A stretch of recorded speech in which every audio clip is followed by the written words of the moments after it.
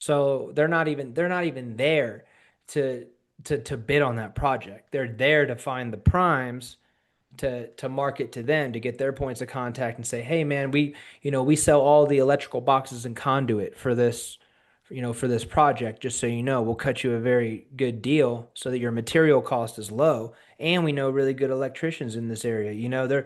They're kind of a one-stop shop. So and that they're going after the GCs. They have no intent. They did not intend on bidding that project directly at all. They're going after subcontracted work, right? And that's something I definitely advise people do.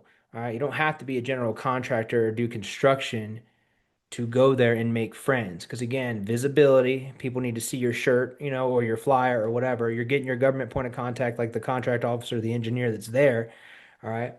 But then you're also networking with prime so that when that prime does win that general construction contract, yeah, they build all this stuff, but they don't do roll up doors, epoxy floors, and storage solutions. Especially if it's like wraparound services, a construction project that's not just the bare bones facility. They contracted it right, and they're like, no, we want it outfitted. We want it outfitted with, with already ready to go warehouse logistics hub. We want the rolling floors. We want the pallet racks. We want the forklifts. They need to be electric. You need to put charging stations here, here, here, here.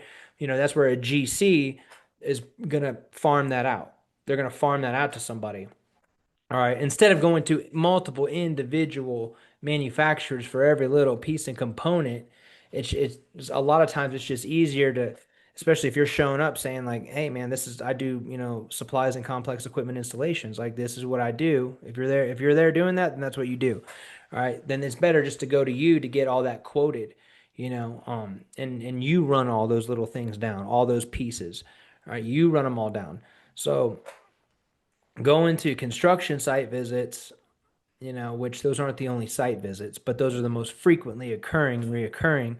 Those are just good places to know or good places to go because you got to show up. You got to show up and you need visibility.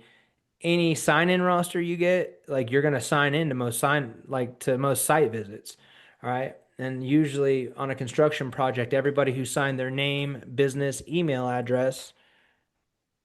All right, they snap a picture of it and they post it on sam.gov. Sometimes they don't though. But anytime, right when you sign that thing, but you be one of the last people to sign it, and then snap a picture of it with your phone. And then you develop business with all those primes and you let them know what you do. And so that way you have other people going after opportunities, even if they are construction or services, it doesn't matter. You can still wiggle your way in there. All right, even if it's just these supplies like roll up doors or storage or whatever, that stuff's crazy expensive. So it's not like it's crumbs by any means. It's just, does that GC have the personnel to go run down every single component?